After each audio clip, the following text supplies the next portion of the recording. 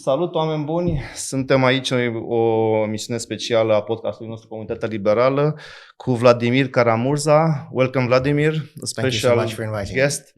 Vladimir este un dizident din Rusia, un om cu un curaj fantastic care s-a opus regimului dictatorial al lui Vladimir Putin pentru mulți ani, a făcut închisoare, s-a opus și războiului din Ucraina, pentru asta a fost din nou arestat. A fost condamnat la 25 de ani de închisoare și în cadrul unui schimb de prizonieri a fost eliberat anul trecut. Este aici în România, am trecut prin proceduri speciale de pază, de protecție, pentru că este încă amenințat de regimul criminal al lui Putin și sunt mândru că îl avem alături de noi. Vladimir, welcome in Romania. Welcome to the Liberal Community Podcasting. Thank you so much for your invitation. It's my first time in Romania, so very happy to be here. You caused some troubled times here in Romania, but with an optimistic scenario now after the elections. I understand you met our new president, Nicu Șordan. Yes, we had a very good conversation this morning. Yeah, well, I'm happy to hear that. I introduced you to our audience. I told them about your courage, about your fight over the years with the Putin's regime, about your denunciation of the Ukraine's invasion, and the fact that you spent some time in Russian jail, that you have this protection around you because your life is still threatened by the. I forgot to mention that you've been poisoned twice by the regime. This is the way they deal with the critical voices. For many decades, since Soviet times, and of course now that Putin is in power for the past 25 years, the Soviet KGB officer, they use all the same methods. Let's start with this, Vladimir. Tell the Romanian audience about the alternatives to Putin, because it's very difficult for us, and I think for many other people, to imagine that there is an alternative to this militaristic, fascist-like regime that is controlling Russia. Is there an alternative there? Oh, first of all, thank you so much for the invitation, for your kind words. I always say it's not courage, it's stubbornness, but we have to be stubborn. That's a job requirement when you are in the Russian opposition. Of course, there is an alternative, and it's very clear that for many years, for decades, for more than a generation now, Putin's been in power for 25 years, right? Let's not forget about this. We now have a whole generation of people in Russia that grew up with the realities of this regime. They've never seen a democratic election. They've never watched an independent television channel. They do not know what it's like to be able to freely criticize the government without going to prison for it. If you think about it, we have people in Russia who were born, went to kindergarten, went to school, went to university, got a job, got married, had children, and many have now died in the war in Ukraine, all the while this one man, Vladimir Putin, has been in power. And one of the first priorities of the Putin regime was, of course, propaganda. The first thing he did when he came to power a quarter of a century ago was to go after independent television channels and to shut them down, to make sure that the Kremlin had a monopoly on information, but not just for Russian citizens, but also for the world. And that was at the beginning of his regime, when he seemed to be pro-Occidental, pro-Western. He had some democratic credentials at the beginning, but that was all a fake. That was all a facade. In fact, I remember the moment, the day I realized just who this man was and which direction he was going to lead our country. This was before he became president. This was the 20th of December, 1999.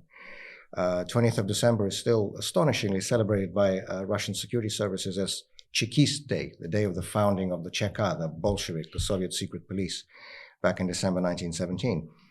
On that day, 20th of December 1999, Vladimir Putin, still Prime Minister of Russia, came to Lubyanka Square, the site of the main KGB headquarters, now FSB headquarters, to officially unveil a memorial plaque to Yuri Andropov.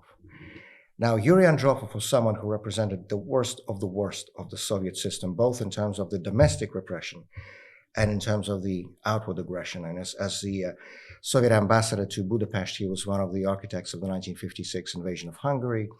As a longtime head of the Soviet KGB, he prioritized fighting political dissent and suppressing political dissent at home. He set up a special directorate within the KGB to fight dissidents. He expanded this horrendous practice of punitive psychiatry, when dissidents, people who were against the Soviet regime, were declared mentally insane and kept in torturous conditions in these so-called special psychiatric prisons, and so on and so forth. He represented, Andropov represented everything that was wrong with the communist system. And it was to this man that Vladimir Putin chose to unveil a memorial plaque at the very beginning of his rule, even shortly before. I had no more questions as a historian. I had no more questions about this man, who he is, what direction he was going to take our country. And just in case somebody still had questions, in the first year of his presidency, Vladimir Putin reinstated the Soviet-era national anthem, the Stalin-era Soviet national anthem, as a national anthem of the Russian Federation. Now, Russia is a country of symbols. Symbols matter in our country. And he could not have chosen a stronger and more potent symbol of the direction in which he was heading. And very soon, as we know, symbols turned into concrete actions, as Vladimir Putin moved to silence independent television channels, eject the opposition from parliament, turn parliament itself into a rubber stamp and elections into a meaningless, predetermined procedure. And then he began imprisoning his opponents, and he began murdering his opponents. As we know, the two main leaders of the Russian democratic opposition, Boris Nemtsov and Alexei Navalny, have been murdered on Putin's personal orders. And of course, the level of repression that we have today in Russia is unprecedented in the post-Soviet era. In fact, it's worse than it was in the late Soviet period. According to human rights groups, the public figures that we know, there are more than 3,000 political prisoners in Russia. 3,000? More than 3,000 known ones. I stress that word because, having been inside the system, I can tell you there are so many people who are not on anybody's radars, on anybody's lists. You know, just a few days before the prisoner exchange that freed me and the others last August, a musician, a pianist named Pavel Kushnir, died of a hunger strike in a Siberian prison. He was in prison because of his opposition to the war in Ukraine, but nobody even heard about him until he died and until it was announced. And how many such Pavel Kushnirs are there? But even the figures we know, those are unprecedented in the post-Soviet era. And of course, as we know well from the history of Russia, internal repression and external aggression are always two sides of the same coin. You know, when you have a regime that does not respect the rights and freedoms of its own people, that tramples on its own laws and its own constitution, it is never going to respect the civilized norms of international behavior. It's not going to respect the borders of its neighbors. And so, sure enough, we saw Mr. Putin move outside our own borders with the incursion into Georgia, then the first invasion of eastern Ukraine and the annexation of Crimea, then involvement in the Syrian civil war on the side of the dictator Assad, and of course the full-scale invasion of Ukraine now in its fourth year, the largest military conflict on European soil since the end of the Second World War. This is Vladimir Putin's reality. But to your question about the alternative, of course there is an alternative. And, you know, dictatorships everywhere, and I don't need to tell you this here in Romania, you know this very well, and of course your parents' generation remembers this very well. Dictators always claim that they represent the entire nation. All the crimes dictators commit, they always commit on behalf of the entire nation. And there's this myth that dictators are universally solid, universally popular, universally supported by society. And I was a good friend of mine who's I was taught in the school to love Ceausescu. And the portraits must have been everywhere, right? Yeah. A good friend of mine, his name is Boris Vishnevsky. He was a longtime member of the Legislative Assembly of St. Petersburg. He's also one of the leaders of Yabloko, the liberal opposition party, the last liberal opposition party in Russia. He says, you know, when people start talking about the supposed high support for Vladimir Putin, he says Ceausescu had 99% in the opinion polls 2 weeks before he was overthrown. and that's how it is in dictatorships. That's how it is. So the image Putin's propaganda, the image the Kremlin's propaganda machine tries to sort of make the whole world believe in, is that everybody in Russia, you know, supports Vladimir Putin. Everybody in Russia supports the war in Ukraine. And of course, that's complete nonsense. And it surprises me, I have to say, shocks me even, that, you know, whenever I speak in large Western audiences, I invariably get a question, but why do opinion polls show such high support for Putin or, you know, for the war? And I never know if that person asking a question, if he or she is trolling or if he or she is seriously asking it. What opinion polls? I mean, it's meaningless to talk about opinion polls in a totalitarian dictatorship. When you have the wrong answer, you go to jail. I mean, and in fact, just a few months ago, we had a case in Moscow. A man named Yuri Kakhovets was walking on the street. There was an opinion poll, and he was asked, what does he think about the war in Ukraine? He said that he's against it. He said everything he thinks about this war. And there was a video camera filming this opinion poll question. They found him. They tracked him down, they arrested him, he received 5 years in prison. Wow. Just for responding to an opinion poll question, yeah. saying that he's against the war. And these opinion polls are quoted by people in the free world. Which is shocking, which is stupid and shocking, and I don't know what word even to use, because people who do quote this, in the same way people who quote the so-called election results in Russia, we haven't had a free election, a democratic competitive election, in 25 years. This is not my opinion. These are the official conclusions of observers from the OSCE, the Organization for Security and Cooperation in Europe, and the Council of Europe. The last time they assessed Russian national elections to be more or less free, fair, and competitive was in 1999 for parliament and 2000 for president. But you ask about an alternative. This sort of fake image, this facade of so-called unanimity that the Kremlin propaganda presents, that facade is being supported by enormous amounts of repression. I mentioned we have record numbers of political prisoners in Russia in the whole of the post-Soviet period. We have an even bigger number of administrative charges against people, also mostly for anti-war protests. And that's one step away from criminal prosecution. And so the propaganda and repression are the two pillars that are supporting this fake image of unanimity. But it's very interesting that from time to time, we get what I would call glimpses into the reality. Glimpses into how a lot of people inside Russia actually feel about this regime and this war. And one of these glimpses, a very vivid one, came last year, at the beginning of 2024, when we had the so-called presidential election with Vladimir Putin and a couple of pre-approved clowns running alongside him on the ballot, and of course against complete unanimity in support of the war and so on. And then suddenly there was a guy, a candidate, a lawyer, a former member of the Russian parliament called Boris Nadezhdin, who announced that he was running for president of Russia as the anti-war candidate. He said that he's against the war in Ukraine. He called it a tragic mistake, and he said that he would end it on day one.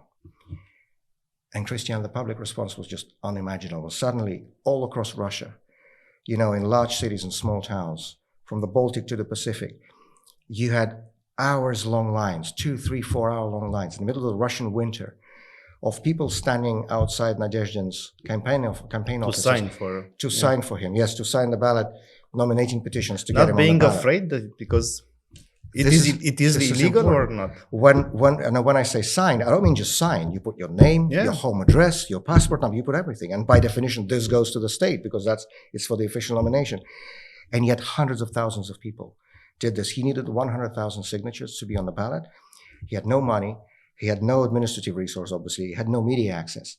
Within 2 weeks, he had more than 250,000. Of course, he was not allowed on the ballot because in Putin's Russia, opposition candidates but never a 250,000 of Russians had the courage to give the state their name, their address, signing for this anti-war candidate. Exactly. Candidate. And just imagine how many millions of people think the same way, but maybe just are not ready to speak out publicly, as a lot of people are not ready in a dictatorship. But it was so important for people to suddenly see through this lie that Putin's regime has been propagating, that everybody supports Putin and the war. Because, they can rig election results, which they do. They can fix opinion poll numbers, which they do. But there's nothing they can do to hide the sight, the videos, the photos of hundreds of thousands of people all across Russia, literally voting with their feet for the only anti-war candidate. And, I'll never forget a letter I received. I was receiving a lot of letters in prison, thousands of letters every month from all over the country. And I'll never forget this letter one young woman sent me from the town of Novorossiysk. It's a relatively small town on the Black Sea coast. And she described how she was waiting for 2 hours in this long line of like-minded people, mostly young people, to sign Nadezhdin's ballot petitions. And then she ended that letter by saying, I never realized how many of us there are. And this was really important. And I hope and wish that people in the West, people in the free world, see that side of Russia too. Not just the official propaganda facade that Putin wants to show, but the other side of Russia. Not the Russia of the murderers and the war criminals who are sitting in the Kremlin, but the Russia of decent and kind-hearted people who oppose them. Not the Russia of Vladimir Putin, but the Russia of Boris Nemtsov and Alexei Navalny. That Russia exists. And that other Russia represents, in my view, the best hope for achieving long-term stability, security, and peace on the European continent. Because, Russia is the largest country in Europe. For as long as there's this belligerent, repressive, archaic regime sitting in the Kremlin, a regime that doesn't respect the rights of its own people or the norms of international law, there will never be peace in Europe. There will never be security and stability in Europe. The only way to achieve that Europe whole, free, and at peace, as the phrase goes, is a democratic Russia that would respect both the laws and the constitution of its own and also the civilized norms of international behavior. This is in our common interest, and we should be having this conversation because I'm not just a politician, I'm a historian by education, and one thing we know very well from the modern history of Russia is that major political change in our country happens like this. You know, both the Tsarist regime in early 20th century and the communist regime in late 20th century collapsed in 3 days, very literally. The regime tends to seem stable, but then to collapse in a sudden, after an economic or a war problem and so on. But what would you tell to those people saying that, well, it's not a problem of Putin, of the regime itself, it's the problem of the imperial project, which is embraced by the majority, although the opinion polls. We don't know what's embraced by the majority. That's the point. I understand, but I'm not blaming the Russian people. I'm saying that after being brainwashed by propaganda for decades, after being educated in the schools with this, right. I put myself in their place. You know, I was 13 at the Romanian Revolution. I was taught in the school to love Ceausescu, to think that Ceausescu was a sort of a father-like figure for me and for all the other children in Romania. We were so proud because he paid the external debts, all this of nationalistic stupidities that seems stupid now, but then we believed them because it gave some sense to our world. Although we stayed in the lines to buy food, and there was no electricity. There was no electricity, no gas, and so on. But we were so proud of being to live in such a great country led by such a genial leader and so on. You know, the genius of the Carpathians. Exactly. The sad reality was compensated with nationalistic lines. You know, so basically now, and my question was after Putin, because in one day he will die for natural or not natural causes.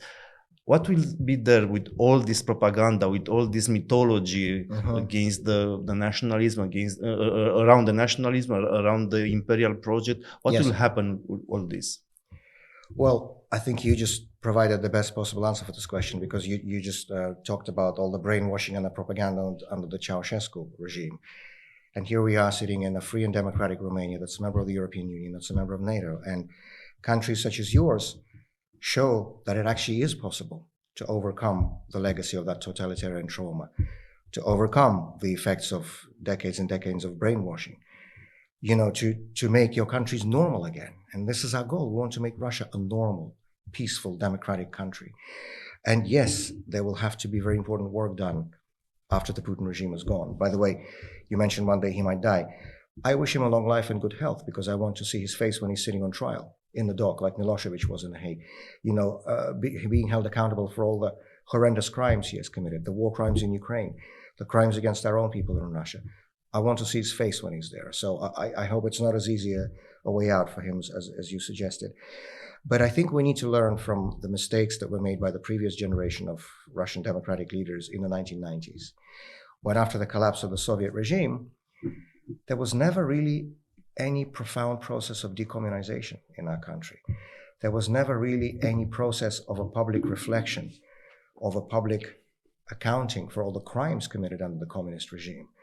There was some movement towards it, but it was nowhere near enough. For example, we did not have lustrations, as they did in the Czech Republic and in Poland and Baltic states. We did not have a full opening of the archives, like you do, for example, here in Romania. You just talked about this National Institute for the Study of Securitate archives, right, where you can go and do it. We do not have that in Russia. In fact, a lot of those, even NKVD archives from the 1930s, from Stalin's time, a lot of those are still classified. Are still closed. Yes, absolutely. And I have to tell the audience that I told Vladimir about this series of postal cards with anonymous heroes in Romania, which are based on the work made by the CNSAS, by the Council for Studying Securitate's Archive. I'm happy to see Romania given as a positive model. You made me optimistic, but please continue your idea. And so there was never any transparency or accountability for all the crimes committed under the Soviet regime. And we know from the successful experience of those countries that did transition from dictatorship to democracy. And I'm talking about a vast spectrum of countries in different cultures, different continents. South Africa after apartheid, Argentina after its military junta, of course, Central Eastern European countries after the fall of the communist regime. All of these countries went in different ways or forms, but they went through this process of a public reckoning with the past. And we never had that in Russia. But you didn't have it because your predecessors as democratic politicians did not push for it, or it was impossible? Because in Romania it wasn't easy to put it. It was a struggle with Iliescu's regime, and this institution I mentioned it has its problems because a lot of people protecting former Securitate are still working there or around there. It is a struggle, it's not easy. So basically you blame these people for not trying or for not succeeding? It was a combination of factors. So the Russian democratic leadership under President Boris Yeltsin, of course, bears a large share of that responsibility because, well, a lot of them are former communists, right? And sort of it was difficult for them to completely Yeltsin himself. Yes. And even though, we had a draft illustrations law introduced into the Russian parliament in 1992 by Galina Starovoitova, who was a very prominent lawmaker from St. Petersburg, one of the leaders of the Russian democratic movement. That law, specifically provided for President Yeltsin himself not to be affected because, he was a leader of the Democratic Revolution in 1991. He proved with his life that he really did break with this regime. But it was just, I guess it was psychologically difficult for them to completely break with that. But also there's another very important factor. A lot of people talk about this, including Vladimir Bukovsky, who's a very prominent Soviet-era dissident, who was one of those people, who was a long-time political prisoner. And then in the 90s, he was one of those people who pushed Yeltsin and his team to open all the archives, to have some sort of a judicial tribunal against the crimes of the communist system. And he said it many, many times after that there was a lot of pressure on President Yeltsin from Western leaders not to open the archives because they had a lot of secret dealings with the Kremlin during the communist time.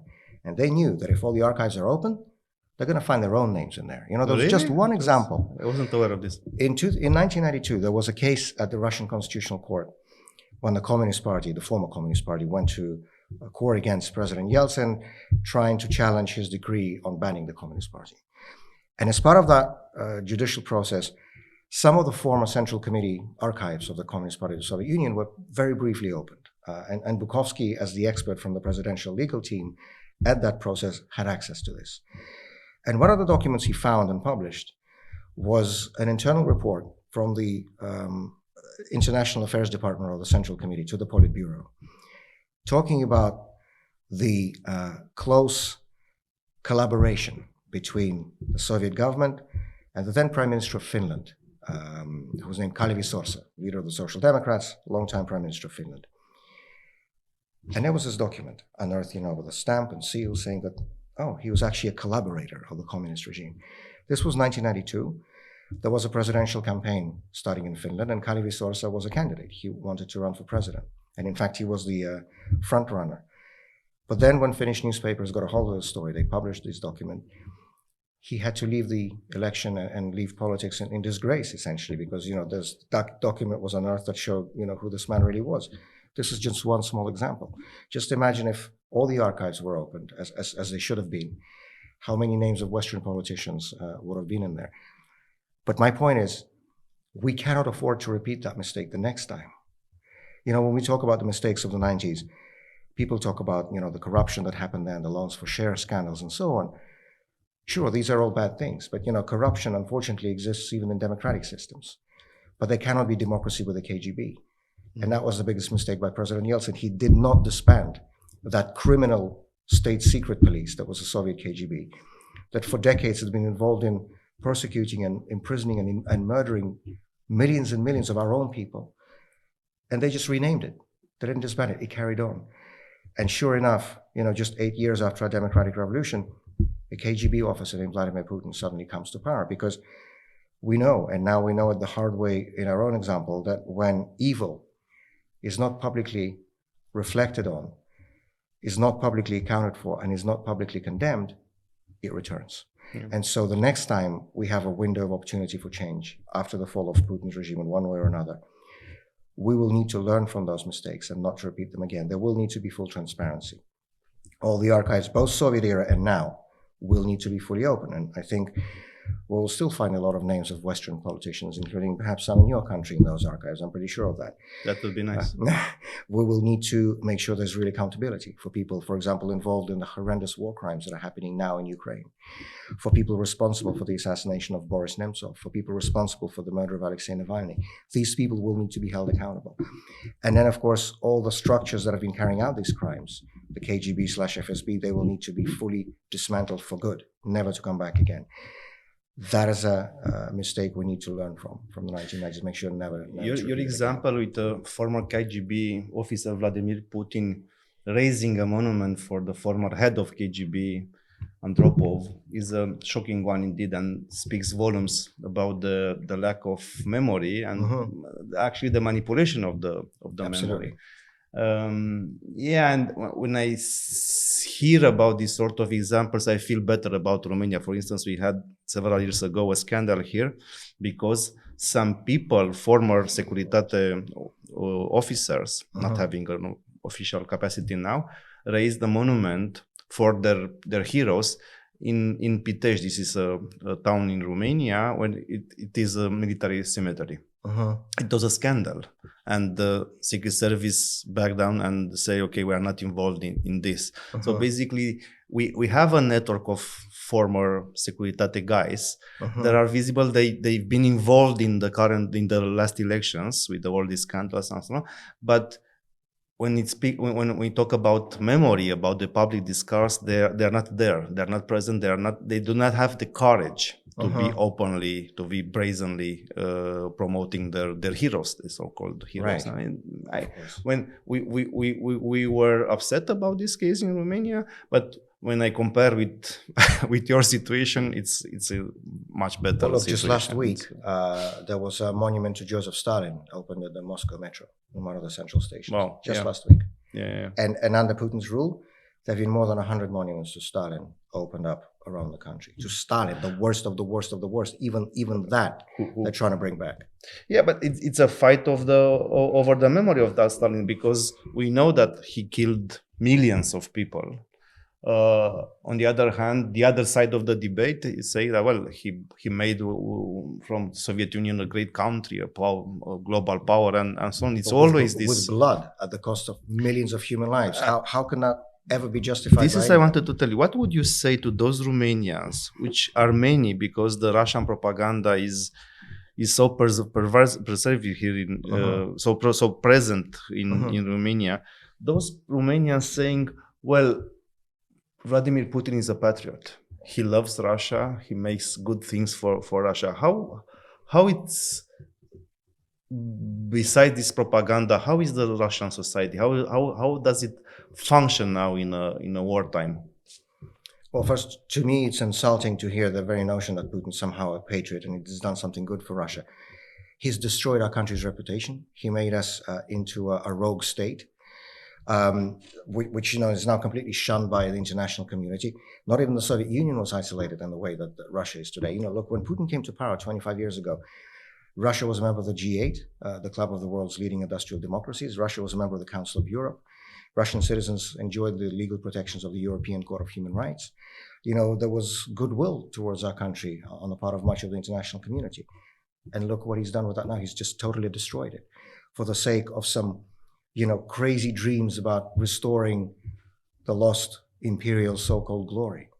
To me, that's not a patriot. That's somebody who is, living in a cage of that KGB neo-Soviet ideology, which he's very open about. We already talked about the Soviet symbols.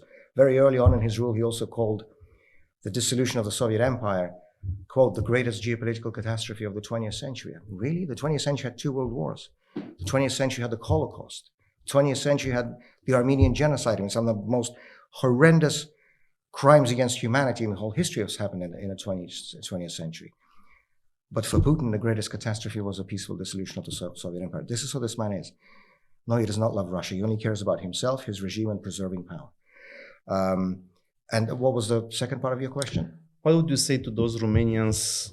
How does the Russian society look? How does it function? I've recently heard a documentary from BBC about the money paid by the state to the families of the military people dying in Ukraine, and it was so crazy. There were reality shows about family fighting for the money, with the second wife fighting with the son of the.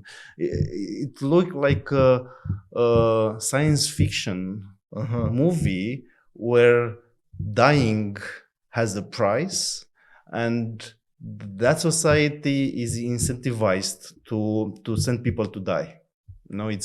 It looked so crazy for me when I saw this documentary. So basically, how does the Ukraine war change the society? How do people feel? How do people function over this?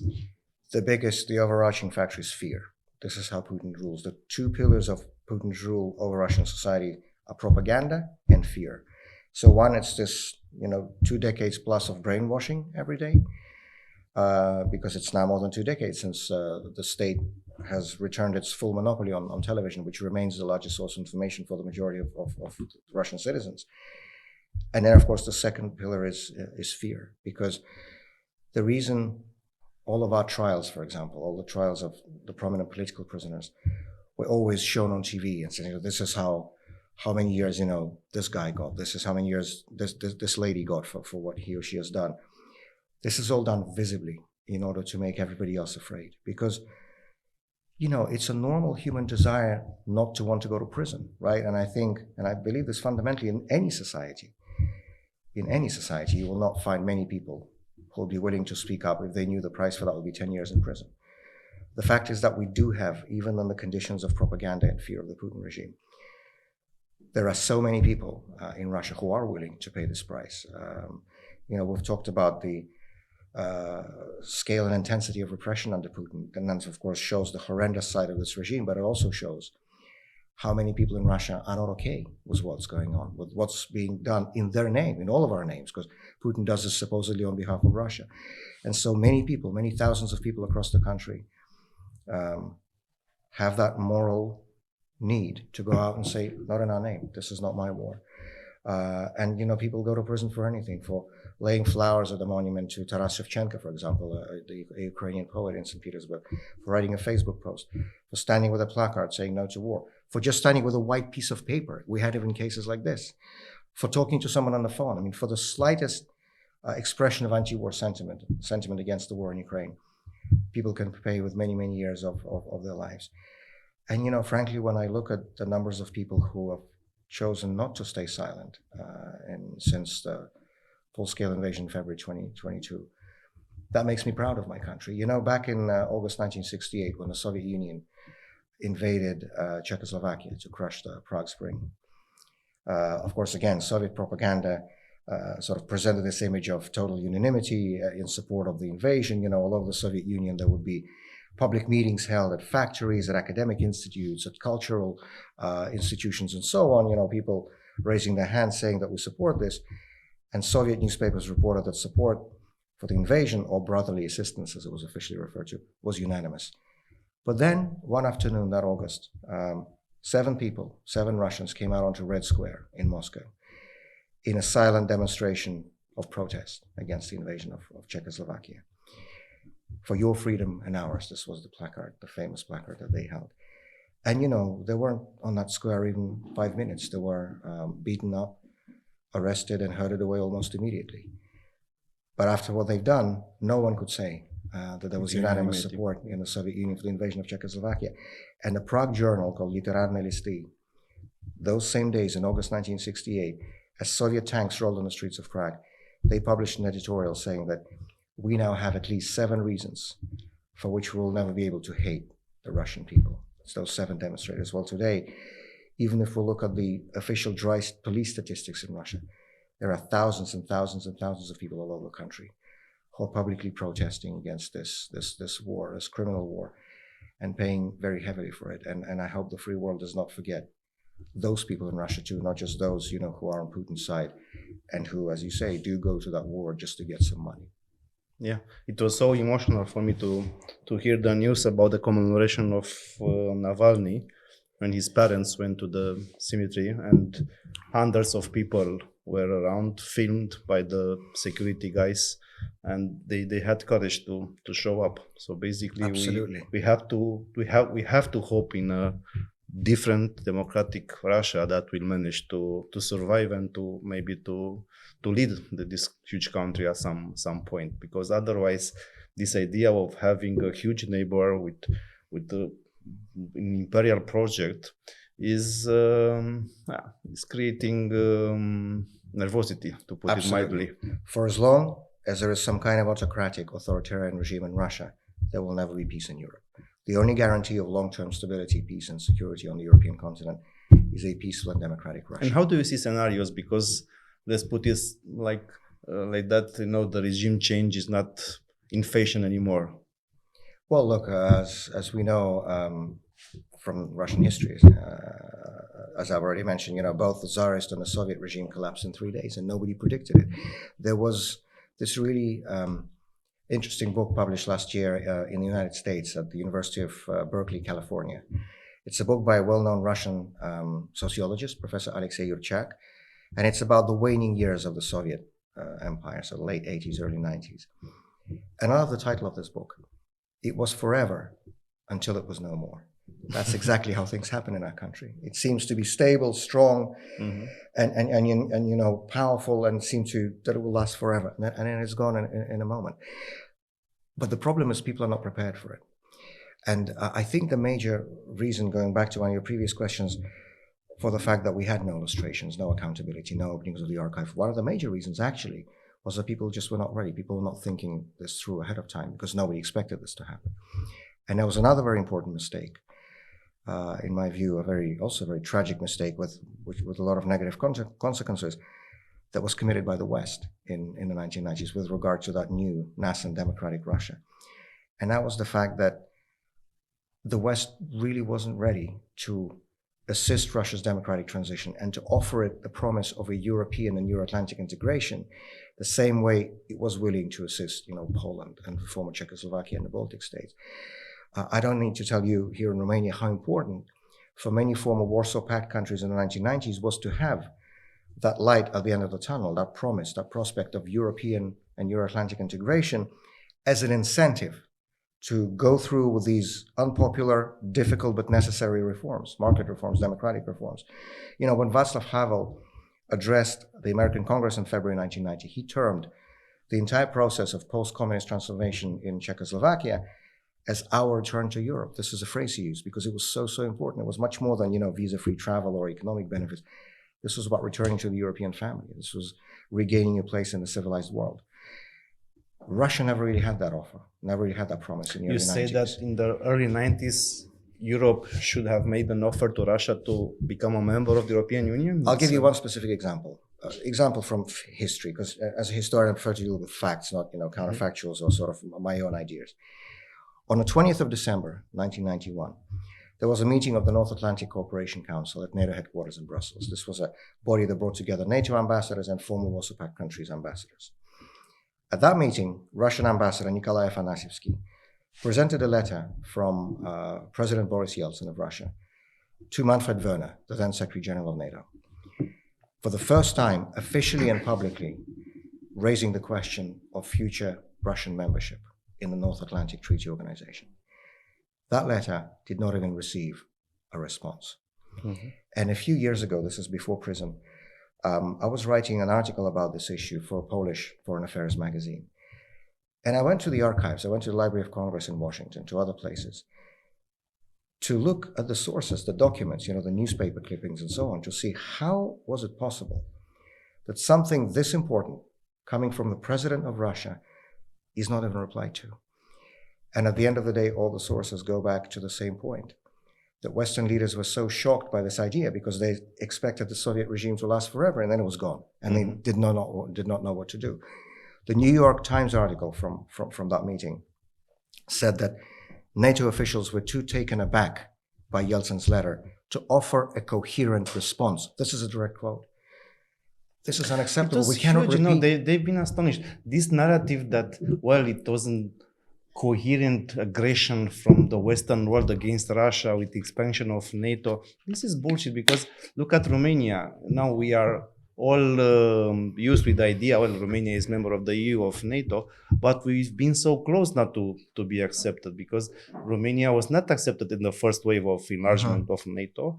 We've been lucky, if I put it so cynically, with the war in Yugoslavia. The war in Yugoslavia made Tony Blair to think, well, it's impossible to live outside of this enlargement, two countries, Romania and Bulgaria, and it was a national effort to go there. So basically, it wasn't a big plan with this enlargement to the Eastern Front and so on. What I'm trying to say is, if it was so difficult for them to imagine Romania within the Western world, for Russia, it would have request a big plan. That would be a big plan, you know. But basically, they reacted to the reality and managed to adjust to the reality.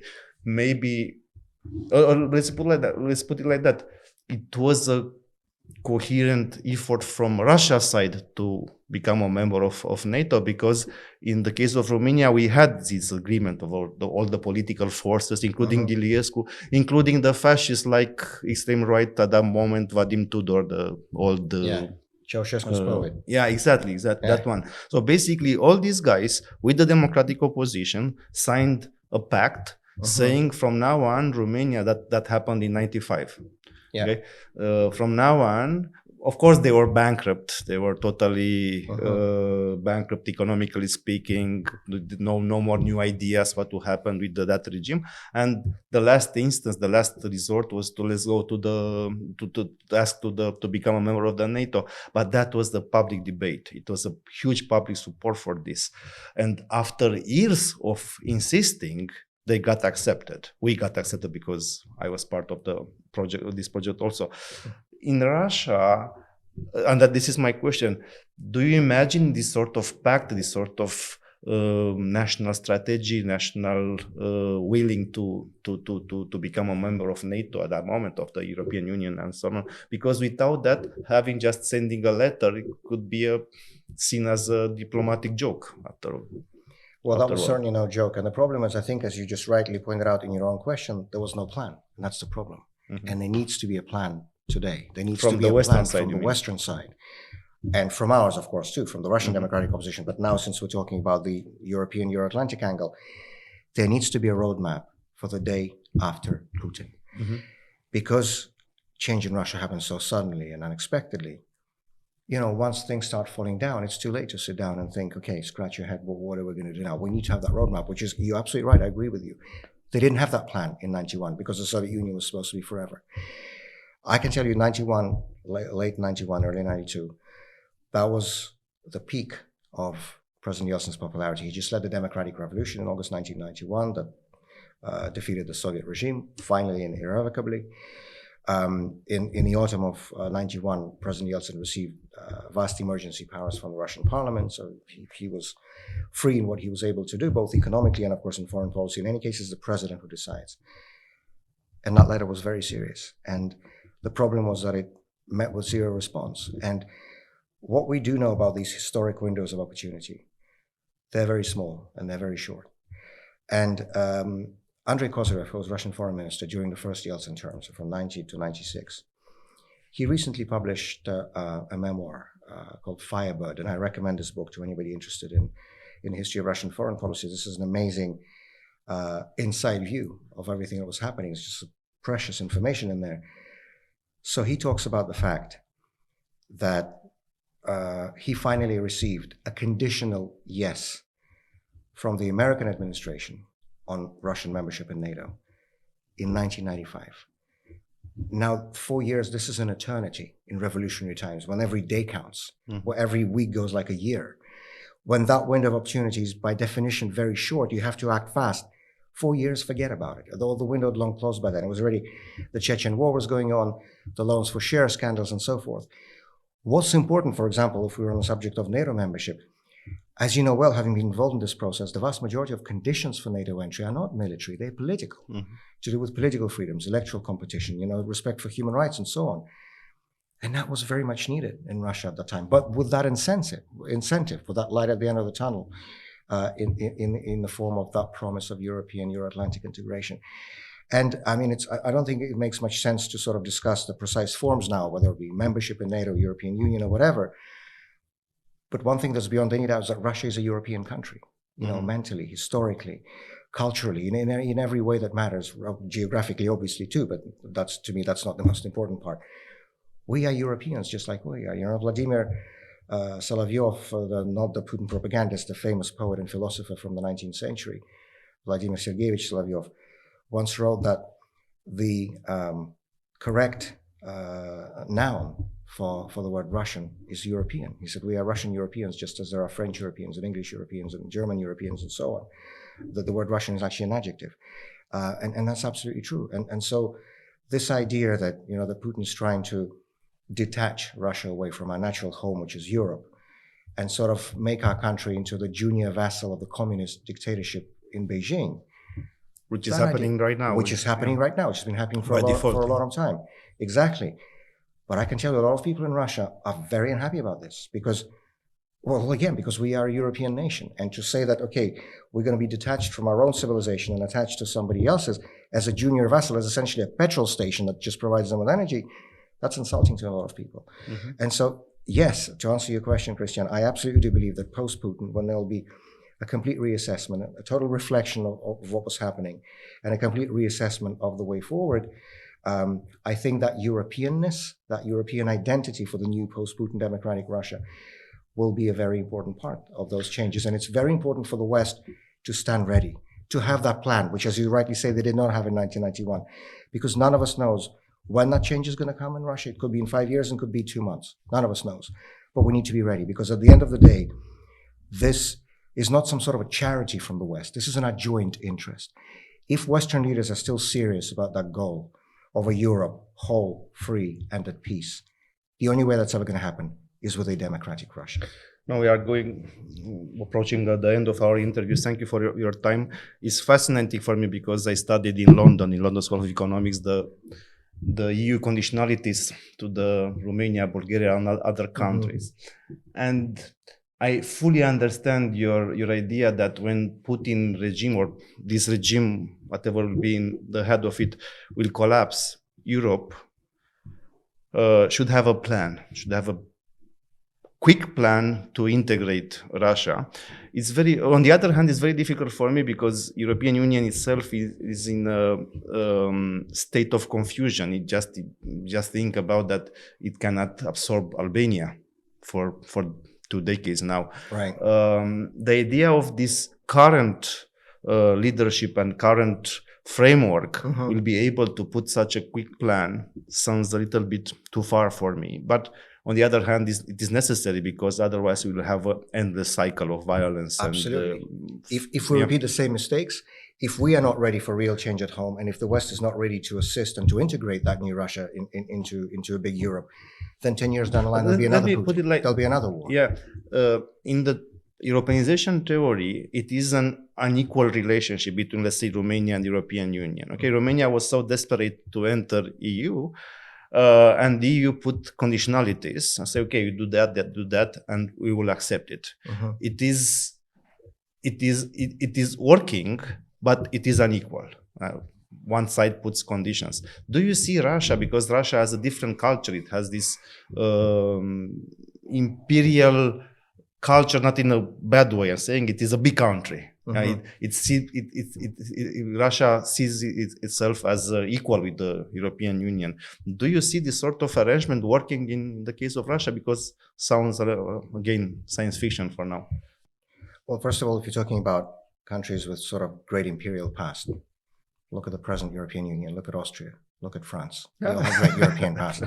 I know Britain's probably not a very good example because of Brexit, but even now there was just this big summit in London, and the British government is now trying to sort of find a way to integrate itself back into many of these common European projects. So, but sorry for interrupting, but it's so interesting what you're saying.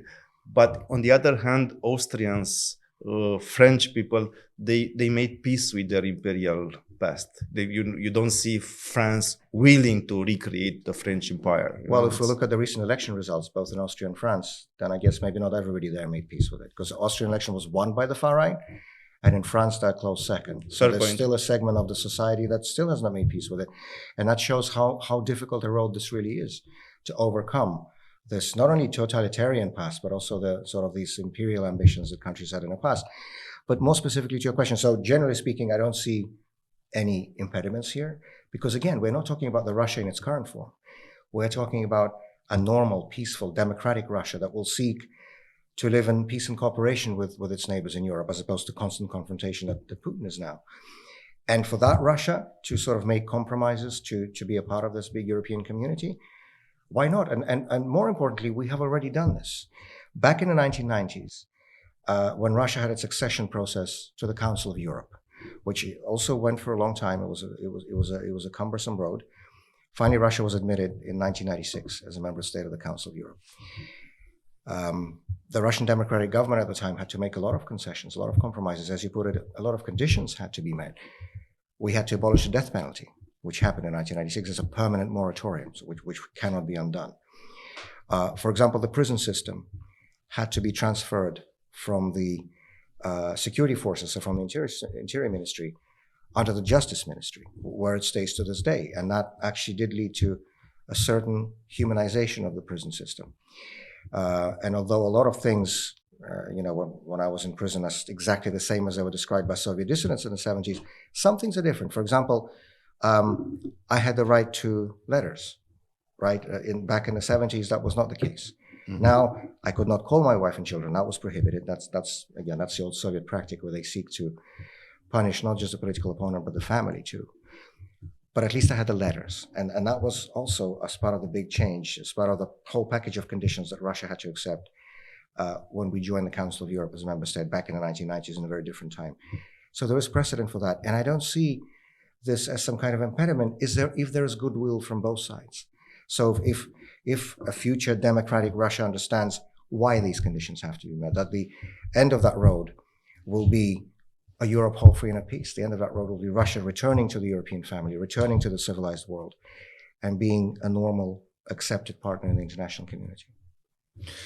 Well, this is a totally forgotten process of Europeanization of Russia that happened in the 90s. Well, my last question, Vladimir, and I'm trying to go into your personal life or your personal beliefs. Arranging this interview, I had to communicate with your security details. You are surrounded by security details here in Romania, and I don't know what happens in your I have to say that's the initiative of the Romanian government. I'm very grateful to them, but it wasn't me who asked for this. Yeah, I never do. It depends on the country. Depends on the country, mm-hmm. But I imagine you have to protect yourself. You've been poisoned twice. You have a family. It was funny, but also interesting when I offered you a bottle of water. Some guys checked if it is unopened. It is funny, but it's also not funny in a way. Right. You have a family. Do you ever regret starting this journey on a path that put your life in danger twice at least? You've been in jail. I imagine it's difficult for them. It's very difficult for me to imagine this sort of struggle. How it is your life, your social interaction, this permanent state of danger that clouds over you?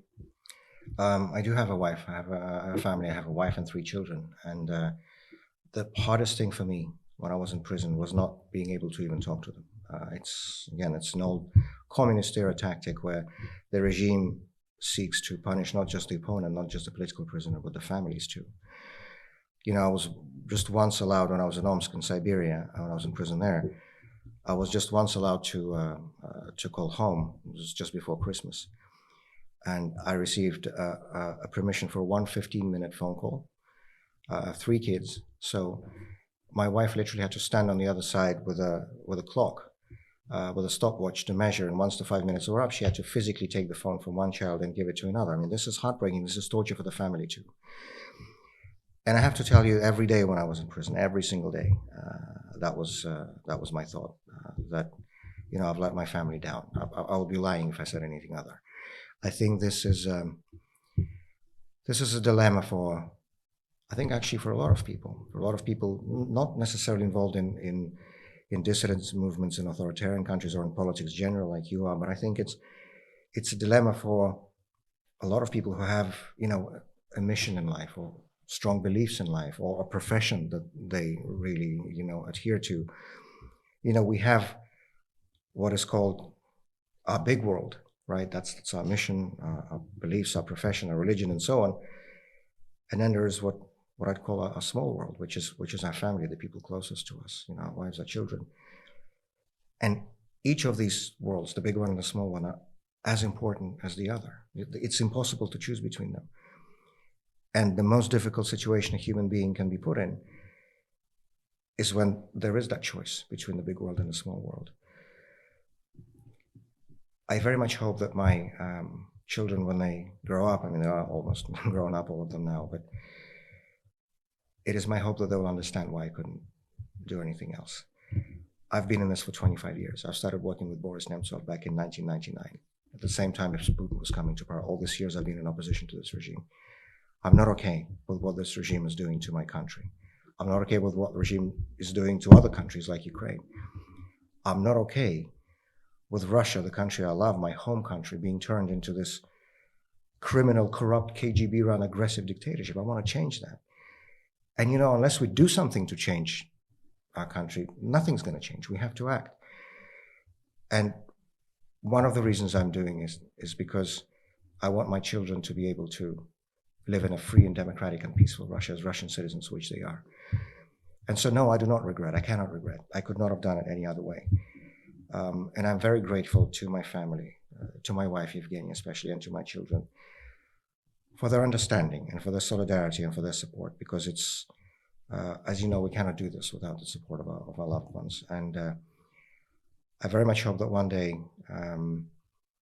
my family will be able to return back to a free, peaceful, and democratic Russia.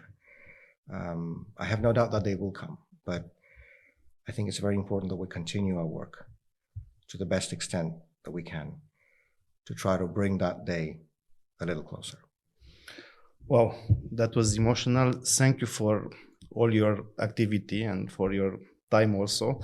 I'm reading now Navalny's memoirs called Patriot. Yeah.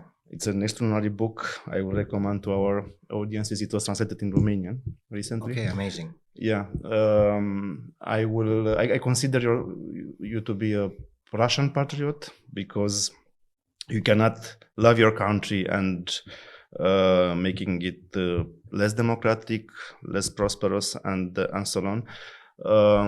I hope your children will consider you a hero for what you're doing, because you deserve to do this. And I want to let you know now and our audience that I will resubmit in Romanian Parliament the Magnitsky Bill, because thank you so much for that, Cristian. That's very important.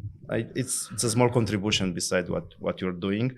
I proposed this law several years ago when I was a member of the Chamber of Deputies. It was when we've been in government, I was a minister in the governing program for the first time in Romania, in the governing program that was adopted by the Parliament. At our proposal, it was included there. It wasn't meant to be, because that government collapsed. If we will have a contribution to the future government, we will put again this idea, because it's our contribution to clarify the difference between the current Russian criminal regime and the true Russia, the true patriotic Russia that wants to have a democratic, a liberal order there. And we are at the Liberal Community podcast. One of our goals is to make it clear that liberalism, democracy, capitalism is also a patriotic way to contribute to a better Romania. Because this idea that some dictator, some fascist monopolize the idea of patriotism is awful. Of course. No, it's awful and if it's you false. it's false, and if it's awful if we let them doing that. Absolutely. So thank you, a true Russian patriot. Thank you so much. Thank you so much, Cristian. Thank you. Am revenit după interviul făcut de Cristian Ghinea cu dizidentul rus Kara-Murza. Cristi, ai avut o oră jumate de discuții interesante cu un personaj căruia i-a trecut de mai multe ori moartea pe la urechi și am văzut ce a pățit, de exemplu, Navalny, și la el s-a încercat de 2 ori otrăvirea.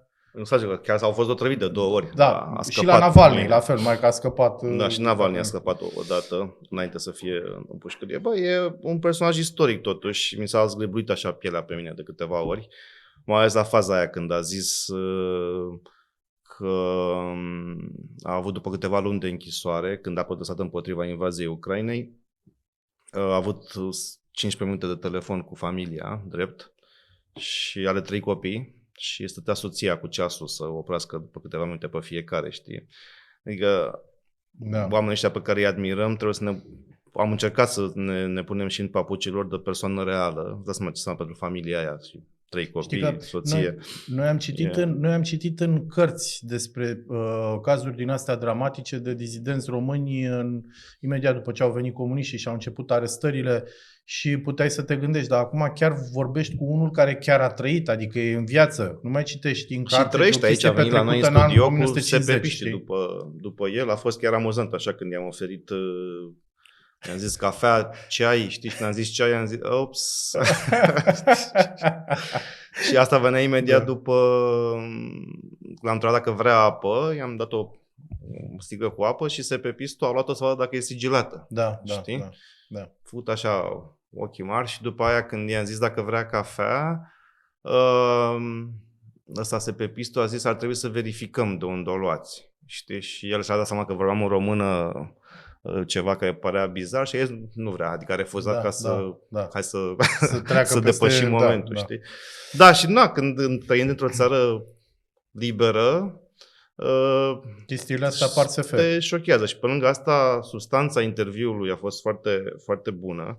Poate avem săptămâna viitoare timp să mai elaborăm puțin pe ce ai zis, că niște chestii importante, știi, că tindem să credem că țara asta, Rusia, toți sunt zombi acolo, conduși de acest nebun dictator Vladimir Putin și de fapt pe termen lung, eu nu cred în aceste scenarii că Rusia va falimenta, se va fragmenta. Rusia trece un proces foarte, foarte complicat istoric de la a fi un imperiu la a fi un stat-națiune. Aha. Pe care și francezii și englezii l-au depășit, dar l-au depășit acum 70 de ani când a fost decolonizarea, știi? Ăștia vor să fie și stat național, adică al rușilor, dar și toată lumea care a fost în sfera de influență a Imperiului Țarist sau a URSS să fie parte din statul național. Și nu se poate, că unii nu vor, ucrainenii nu vor să fie parte din națiunea rusă, știi? E un hibrid între visul de a deveni stat-națiune, cum ai zis tu, și pe de altă parte nostalgia imperială. Da, adică exact, ei în continuare vor să fie stat-națiune, dar să înglobeze. S-ar putea ca unii să mai scape de, nu știu, cecenii. Cecenia este pacificată acum pentru că, de fapt, Putin l-a lăsat pe microdictatorul la cecen să facă ce vrea, dar ăia tot sunt un fel de satrapie a lui Putin, dar când Putin va muri și se vor avea probleme de stabilitate în Rusia, chiar ăia care sunt, așa zis, proruși acum hai să ne revenim la ideea de independență, știi? Dar nu cred că acest colos se va fragmenta la modul de așa bucățele, știi? Până la urmă, pe termen lung, dacă este o soluție, este liberalizarea Rusiei, știi? Și asta zice cel mai important, scuză-mă că prelungesc ideea, că data trecută Occidentul nu a fost pregătit pentru căderea URSS-ului. Și adevărat că nu a fost această isterie paranoică a rușilor, că a fost o conspirație occidentală, americanii să se întindă peste ei. De fapt, în România e delirul ăsta cu... Da, de fapt, UE tot ce nu înțelegi pui pe seama conspirațiilor. Da, UE și NATO nu a fost pregătită și de fapt s-a extins foarte greu. Că de asta 20 de ani am chinuit disperat să intrăm în NATO, nu ținte ce disperație era. Am și făcut pe canalul nostru de YouTube, acum înainte să începem seria asta de interviuri, un film cum am intrat în NATO. Știi, că am pus imagini de atunci cu Mândruță, cu Andreea Esca, cu Tatulici, Provest, cărți poștale, toate acele chestiuni. Ce înseamnă asta? Că de fapt nu a fost niciodată un plan al Occidentului, hai să înghițim țările astea, știi? Și ce zice el, Kara-Murza, a fost că ar fi trebuit atunci când era momentul, când era fereastra de oportunitate istorică, să fie o extindere, cel puțin a NATO, și către Rusia. Pentru că altfel ar fi băgat acest uriaș într-o cale istorică care nu știm foarte bine, că și România a fost foarte aproape să fie Belarus sau Serbia. Am reținere aici, dar oricum, chiar acum mă tot chinui să citesc o carte de 700 și ceva de pagini a lui Stelian Tănase, Căderea regimurilor comuniste. Te rup cu ea, nu? Cum? Mă rup cu ea, da, efectiv.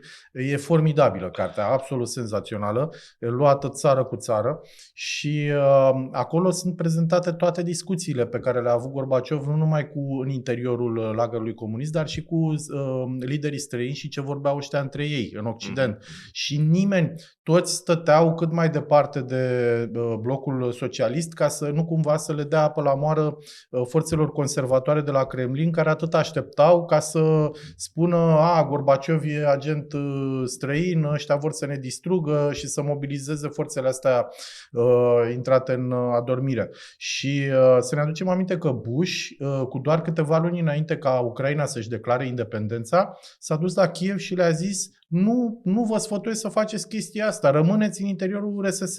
Adică s-a mers până la acolo încât Statele Unite au susținut pe față păstrarea Uniunii Sovietice, lucru care cred că se va întâmpla și acum. Adică eu cred că puterile occidentale, în momentul în care moare Putin și se va declanșa o luptă pentru puterea acolo, vor fi în favoarea păstrării unității statale a Rusiei. Asta e părerea mea. Și eu la fel, pentru că de fapt e mai bună stabilitatea decât haosul, știi? Hai să vorbim cu Arman Groșu la un moment dat chestia asta. Să-l invităm și să punem și ce am discutat cu Kara-Murza pe masă, că este interesant. Aș mai vrea să mai zic două chestiuni înainte să trecem la alte subiecte. Unul, că Iulian Bula este șeful grupului liberal din adunarea parlamentară a Consiliului Europei. Este o chestiune că se știe puțin în spațiu public. USR-ul are această poziție importantă, conduce grupul de 10 de țări, partidele liberale din 10 de țări, l-au ales pe Iulian Bulai, deputatul, să conducă acest grup liberal, ALDE, și în această calitate Iulian a avut un rol important în eliberarea lui Kara-Murza. Adică au fost presiuni din partea statelor occidentale atunci când el a fost închis, permanent cereri să fie eliberat. S-a făcut un schimb din ce mi-a și a fost cu un stilul sovietic, dăm spioni sau traficanți de arme contra dizidenți. Da. Deci, practic, l-au băgat la modul ăsta și, într-un fel, să încerce să-l înjosească, știi? Adică l-au dat niște traficanți de arme și niște spioni pe bune pentru omul ăsta care a fost închis pentru că are opinii politice, știi? Și a doua chestiune care chiar vreau să mă țin și am spus acolo, legea Magnitsky. Am pus în 2018, am introdus prima lege, când am deputat Magnitsky. Magnitsky este un avocat rus care a spus, domne, uite, ANAF-ul vostru, care este condus de securiști, așa, face sistemic fraudă fiscală, adică statul, firme protejate politic, știi, și ăsta a zis, păi, dar statul rus pierde sute de milioane de dolari, cu cazuri concrete avea el cum se făcea fraudă fiscală, și a zis, domnule, a denunțat chestia asta, da? Și rezultatul a fost că l-a omorât în pușcărie. Pe el, pe denunțător. Da? Și angajatorul Bill Browday, cu care mă cunosc și eu cu el de când am făcut această acțiune, a declanșat la nivel mondial în memoria lui Magnitsky, acest tip de lege prin care cei care sunt implicați în crime împotriva oamenilor, în încălcarea drepturilor omului, primesc pe persoană fizică sancțiuni. Deci nu e vorba de sancțiuni la nivel de stat, ci tu, criminalul, nu mai ai voie să călătorești. Dacă călătorești în anumite țări, ți se blochează conturile, ești arestat, etc., știi? Și am pus-o, evident că establishul din România, da? Deci nu a ajuns să fie această lege votată niciodată. Am pus-o apoi în programul de guvernare al guvernului Câțu. Ăia de la Maie, când au auzit, what? Că Maie democratică, Ministerul de Afaceri Externe al României Democratice este în anii 70 mental vorbind, da? N-am apucat să o aplicăm atunci în coaliția în care am fost cu guvernarea Câțu, că s-a destrămat. Este în programul de guvernare al USR-ului și dacă voi avea o participare cu o coaliție care se face, din nou vreau să fie acolo. Între timp am vorbit și cu liderul senatorilor USR, va fi asumată această nouă lege Magnitsky de către USR. E important să spunem și că facem ce spunem, doar că pălăvrăgim idei, știi, și de astea. Și sunt foarte determinat să fac asta pentru că este important pentru oamenii ăștia să simtă că nu sunt singuri. Eu, de pildă, țin minte, am citit când eram student o carte de memorii a ambasadorului olandez în România pe vremea lui Ceaușescu. Da? Stork îl chema. Și spune acolo cum se ducea să facă vizite la Mircea Dinescu, la Andrei Pleșu, încercați de Dana Blandiana. Adică oamenii ăștia care erau hărțuiți de securitate, erau vizitați de un ambasador. Aparent, fără, știi, că dacă pui așa în diplomația clasică a la Maie, 1970, da? Ce avantaj avea Olanda? Că erau spioni olandezi, știi? Da. Adică această paranoia, ce te bași tu în treburile noastre interne? Dar statul olandez avea o busolă etică și spunea, tu trebuie să ții cu ăștia. Da? Da. Vreau să fie și statul român să ajungă să aibă această busolă etică în politica externă. Înțelegi? Da, noi ne luptăm acum, de fapt, cu un fel de urmaș al statului comunist creat de ruși în anii 50. Scrie Pacea în Moștenirea Kremlinului și în Orizontul Roșii cum a fost transformat statul regal român de până prin 47 în sistemul comunist și povestește la un moment dat cum a intrat el efectiv în securitate. Și e senzațională povestea că îl duce și când intră într-o clădire care nu se știa ce-i cu ea acolo și când intră acolo descoperă că erau numai consilieri ruși și toți erau îmbrăcați ca Hrușciov, cu niște haine din alea lălâi, largi, mă rog, și că în interiorul instituției, cu cât vorbeai mai bine rusește, cu atât erai mai bine văzut. Cu cât vorbeai mai stâlcit românește, cu atât însemna că ai pile și ești. Și povestește toată chestia asta, cum ăștia au modificat pas cu pas toate instituțiile, cum au intervenit, le-au sovietizat, le-au făcut au ajuns până și zilele de salariu să se dea salariul în zilele în care se dădea la CECA, la NKVD. Adică până acolo s-a mers cu imitarea, nu numai de formă, ci și de fond. Bun. Și pe fond nu s-a schimbat după 64. Dar nu s-a schimbat nici după 89. Nici după 89 nu s-a schimbat, decât foarte, foarte greu. Bun, hai să trecem de la Kara-Murza la un dizident român. Despre cine vorbim astăzi? Le amintim oamenilor de ce facem asta, pentru că sunt zeci, dacă nu sute de oameni care în anii 80, atunci când securitatea care se crede patriotică apărea România, care au avut curajul să vorbească, să facă ceva și au fost arestați, internați la psihiatrie, etc. Și oamenii ăștia nu se cunosc. Da? Apropo de chestia asta, Kara-Murza spune că sunt 2000 de deținuți politici în Rusia. 2000, tăiați pe care să știe. Probabil că sunt foarte mulți oameni care au fost luați, că s-a ajuns la turnătorie de asta, adică un vecin pe care vrei să te răzbuni, zici, am văzut un reportaj la BBC pe chestia asta, știi, a denunțat-o pe o pensionară care voia să cedase pe pământ, știi, pe gard ceva, știi, paf, a vorbit împotriva războiului din Ucraina. Știi, au luat-o pe femeie, era arestată, absolut previzibil că se ajunge aici. Da, exact. Și sunt 2000 de oameni curajoși. De asta trebuie să avem respect. Știu că e la modă să nu-ți placă rușii. E o chestie, știi, adică au o problemă uriașă de imagine, știi? Dar cu atât mai mult oamenii curajoși, ușor să fii curajos, să fii George Simion care să fie revoluționar, te urmărește dictatura soroșistă în România, vor să-l omoare, știi? Dar pe ăștia oamenii ăștia chiar îi omoară, știi? Omul ăsta chiar a fost tot răvit. Sunt 2000 de oameni în pușcării. Atenție când zic de dizidenți, de deținuți politici, deținuți. Pe care se știe că sunt, că mai fi nu știu câți care sunt încadrați, cum făcea securitatea. Era ordin de la Ceaușescu după 75, după ce s-a semnat declarația. Da, ei băgau pe drept comun, pe bișnițăreală, pe chestii, dar oamenii erau de fapt politic băgați. Da, deci domnul Constantin Sârbu, 62 de ani, pensionar din Buzău, în 1982, condamnat la 5 ani de închisoare. Da, ăsta este Ștefan, ai văzut Ștefan, că ai ajuns văzut, întreabă lumea în comentarii cine ești. N-ai văzut? Să le răspunzi acolo, Ștefan cel Mare. Acest Ștefan cel Mare al filmărilor. Deci Ștefan l-ai filmat pe domnul Sârbu, avea 62 de ani în 82, nu știu dacă mai trăiește, dar de unde o fi, mulțumim. Ce a făcut? A trimis o scrisoare, uite că este aici, da?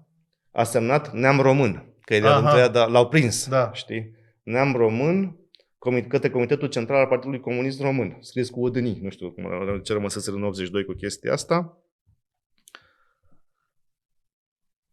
Noi, poporul RSR, cerem hotărât schimbarea guvernului dictatorial și în frunte cu Ceaușescu, care ne-a adus subjugarea libertății și mizerie în țara noastră. Noi cerem guvern cu adevărat democratic, care să slujească interesele poporului din patria noastră. Și zice: noi, poporul de jos, sub presiunile unei cliști a dominației ceaușiste, care ne-a subjugat toate drepturile cetățenești din Constituție în mod barbar. Omul avea așa. În încheiere, susnumitul afirmă: jos guvernul lui Ceaușescu și cu doctrina sa dictatorială, jos cu toții. Săracul. 5 ani de pușcărie, că a trimis o scrisoare anonimă la Comitetul Central al Partidului Comunist. L-or fi prins după amprente, habar n-am cum l-au prins, dar l-au prins. Da? România suverană, amintiri din epoca de aur. Carte? Carte. Acum că tot vorbeam de Rusia, Basarabia în componența Imperiului Rus, 1812-1917, o bucată a istoriei României despre care știm puțin, cel puțin eu. Mi se părea că știu, dar citind cartea asta de fapt nu știam, pentru că de fapt nu prea știm, adică știm mai degrabă ce s-a întâmplat în URSS cu deportările, cu astea, dar epoca asta e cam necunoscută. Editura Cartier de la Chișinău, e foarte bună editura asta, apropo, și modul în care editurile din România vând acolo, editura asta vinde și altele din Moldova vând în România, e un spațiu cultural comun. Da. Basarabia se re-românizează pe măsură ce trece vremea. Chiar vorbeam cu cineva că am fost eu acum 25 de ani prima oară acolo, încă limba avea destul de multe inflexiuni, accente, cuvinte. Acum sună foarte curată, e un efect al integrării europene, știi? Deci Republica Moldova este în siajul României și oamenii urmăresc presa din România și limba se schimbă, se re-românizează, cum am zis, fără să fie o politică anume a statului și a... Da, e o tendință naturală, vrei să spui. Bun, ca să nu mai mă duc pe alte subiecte, 1812, război ruso-turc, pentru că Napoleon se pregătea să invadeze Rusia, țarul renunță la planul său de a încorpora în Imperiul Țarist întreaga Moldovă și întreaga țară românească și se mulțumește doar cu o bucățică, care este Basarabia. Parte din Basarabia este Republica Moldova de astăzi. Și în cartea mea am spus această chestiune. Noi nu ne imaginăm astăzi cum ar fi fost ca întreaga Românie să fie parte din Imperiul Țarist. Dar am fost foarte aproape și asta nu e singurul moment, au fost mai multe. Da? Adică ne uităm la lumea asta rusă, așa zis rusească, unde este Georgia, Azerbaijan, Armenia. Da, Ruski Mir. Toate astea au fost incorporate în Imperiul Țarist după Basarabia. Adică nu este ceva dat natural că georgienii trebuie să trăiască sub Imperiul Țarist. Nu, pur și simplu această mașinărie politico-militară se tot extindea. Noi am avut norocul istoric că a ajuns la noi într-o epocă în care se balansau cele trei imperii, austriac, rus și otoman. Au avut mai multe războaie loc pe teritoriul țărilor române, între 1700-1800, și astfel încât acest dezechilibru a făcut să nu poată fi incorporată. Acest echilibru războinic sau dezechilibru strategic, cum vrei să spui, care a fost rupt după războiul din Crimea, când Occidentul a învins Rusia și atunci a fost posibilă crearea statului național român. O bucățică din România însă a fost mereu parte din Imperiu, mă rog, până în 1991, parte din Imperiu. Moldova de dincolo de Și avem acest scenariu istoric este, un fel de reality show pe bune. Vedem ce se întâmplă cu o bucată din națiunea română care a mers pe acest scenariu. Știi? Și este foarte interesant, în primul rând, modul în care la începutul incorporării Basarabiei era percepția reciprocă între ruși și românii din Basarabia. Știi? Rușii considerau pe ăștia asiatici. Rusia era atunci într-un proces de modernizare de sus în jos. Da. Vorbeau limba franceză, ofițerii, baluri, hainele și le schimbaseră, ăștia erau puțin mai în urmă. Și atunci îi vedeau pe ăștia ca un fel de asiatici. Să termina Europa. La Nistru. Știi? Asta era percepția rușilor. Știi? Dincolo, ăștia percepeau o oarecare superioritate culturală a rușilor, dar nu voiau să o accepte și că e o superioritate civilizațională. E un joc foarte interesant de percepție acolo. Știi? Și ce este foarte interesant, uite, zice acum un Mihailovski, un oficial rus, remarca că Moldova și Valahia sunt în Europa mai puțin cunoscute decât America. Imediat că mai am niște... despre relațiile cu boierii basarabeni, dar nu vreau să stau foarte mult pe ea pentru că nu avem timp astăzi. Chestia este că la un moment dat... ce este interesant este că politica rușilor în Basarabia era foarte incoerentă. Adică noi aveam această imagine de imperiu care vine, ocupă, rusifică, știi? Dar de fapt oamenii nu prea știau ce vor. Luau teritorii, pentru că așa era epoca imperială, cuceresc cât pot, după care la partea de gestionare erau foarte haotici, știi? Și cu Polonia, și cu Finlanda, și cu Basarabia, și cu Georgia, Armenia pe partea alta, că depindea foarte mult de persoana pe care țarul o trimitea să fie guvernator. În provincia, care putea să fie, dacă din erai unul liberal deschis la minte, brusc, pe o perioadă, să liberaliza foarte mult regimul țarist în țara aia. Dacă trimiteau un conservator de ăsta fanatic cu pumn de fier, se făceau invers. Nu e niciun fel de coerență, știi? Și asta se vede cu modul... Adică persoane pe care noi nu le știm, nu ne spune nimic, nu știu, Vigel, de pildă. Un oficial rus care a fost foarte liberal, care a încercat să modernizeze Basarabia, știi? Și e o chestie pe care nu știam când ei au renunțat la statutul de provincie autonomă și au făcut o gubernie. În capul ăstuia era să fie un proces de modernizare mai rapid. Aha. Pentru că structura locală cu sfaturi boierești și nu știu ce se opuneau la niște reforme pe care vrea să le facă. Și atunci el a zis: fiți ai naibii de boieri, vă desfințăm ca să vină imperiul să vă modernizeze, știi? Da. S-a terminat prost. Dar asta a fost ideea lui, știi? Adică a fost o țeapă pe care basarabenii și-au luat-o, că ei au primit la început promisiunea că va fi provincie autonomă, pe stil polonez, cum era Polonia. Știi? Asta e o naivitate din partea tuturor celor care de-a lungul timpului au crezut în promisiunile astea făcute de ruși. O carte foarte interesantă, scrisă într-un stil academic, greoi pe alocuri, că e un istoric profesionist. Nici n-am spus cine este.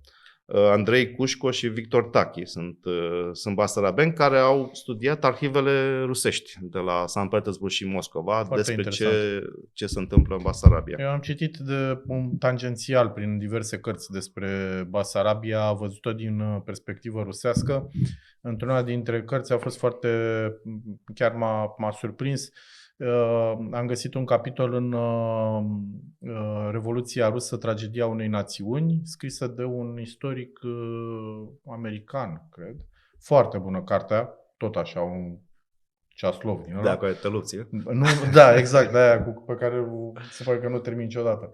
Și cu scris din ăla mic de tot.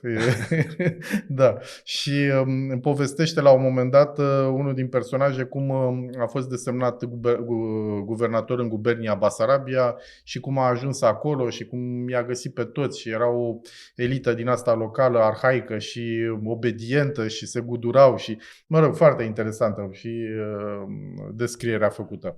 Dar, pe de altă parte, Imperiul Rus, să știi că, dincolo de particularitățile pe care le are, respectă foarte mult, de fapt respectă tiparele tuturor imperiilor, pentru că imperiile, începând cu primul imperiu din istorie și, nu știu, începând cu Imperiul Persan și terminând cu ce vedem noi acum, Imperiul American și cel rus, au aceste particularități. Încearcă să globalizeze, de fapt. Ce înseamnă să omogenizeze populațiile care sunt acolo, să le insufle aceleași valori și depinde foarte mult ce tip de imperiu este, pentru că unele aduc progres, altele aduc invers, regres, în funcție de calitatea elitelor care sunt la centru.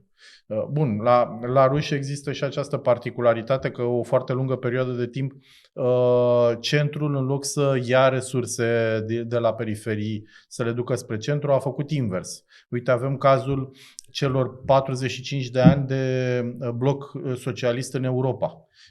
Din diverse motive ei au ajuns în 85, când a venit Gorbaciov, ei subvenționau RDG-ul, subvenționau Ceoslovacia, subvenționau Ungaria. Cu petrol ieftin. Asta cu de toate, cu bani, cu petrol, cu resurse ieftine, cu împrumuturi din astea la dobânzi preferențiale, din diverse motive. La RDG fusese în 1953 răscoala muncitorilor din Berlin reprimată cu tancurile.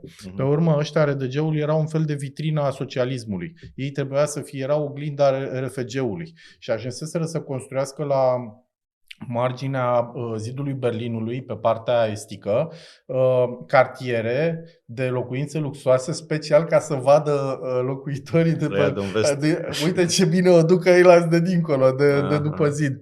Și îi subvenționa, RDG-ul era subvenționat cu 2-3 miliarde pe an de mărci de RFG, pentru că ei considerau tot cetățeni germani și să le crească nivelul de trai, și pe de altă parte de URSS, pentru ca ăștia să nu se prăbușească economic și să arate că uite ce performant e socialismul. Tot o găinărie, că de fapt nu era sustenabil. La Ceoslovacia au ajuns din 68, după ce au încercat ăia să se desprindă tot așa, să-i subvenționeze ca să nu mai aibă loc alte probleme de genul ăsta. Și în Ungaria, după 1956, din același motiv, a fost Revoluția și ca să-i țină cu minți, le dădeau tot felul de chestii subvenționate ca să fie traiul mai suportabil. Bun, asta era particularitatea, că ăștia au ajuns în final ei să subvenționeze periferia în loc să extragă din pentru că era un imperiu global prins într-o luptă globală, știi, și atunci nu îți permis să pe fond problema era că aceste țări nu erau capabile din cauza, de fapt, sistemului sovietic comunist să se dezvolte. Nu. Și atunci trebuia să mimezi dezvoltarea. Știi, și asta a fost și una din cauzele pentru care Gorbaciov în 85, că economia URSS-ului era efectiv terminată, asta a fost una din cauzele pentru care Gorbaciov a zis, stop, descurcați-vă. Nu mai putem să vă ținem în cârcă și pe voi, că nu ne putem ține și pe noi. În cartea asta este interesant modul în care, în prefață, cred că s-a referit propaganda sovietică la Moldova, de fapt propaganda istorică la Moldova dinainte, că era o problemă, știi, adică ideea că Imperiul Țarist avea o misiune civilizatoare în Basarabia contrasta puțin cu ideea că ei trebuia să ridice Imperiul Țarist. Știi? Adică noi suntem cu țarul, dar în Basarabia a făcut chestii bune, că a dezvoltat Basarabia, știi? Și era așa acest joc complicat de propagandă istorică. După părerea mea, statul român ar trebui să aibă o grijă specială de Republica Moldova, ca să devină Bucureștiul un centru, o atracție culturală majoră, pentru că ăsta a fost unul din mijloacele prin care rușii au captat cumva inima și mintea elitelor basarabene. Basarabenii, toți care ajungeau cât de cât aveau la o anumită situație financiară sau erau cât de cât răsăriți la minte, visau să se ducă la Moscova, să facă acolo carieră, să facă facultate, să intre în administrație. Era o atracție din asta, pentru că într-adevăr, de ce să spunem că nu, Sankt Petersburg și Moscova erau cu totul și cu totul altceva față de Chișinău. Este Bucureștiul. Eu cred că e o problemă inversă.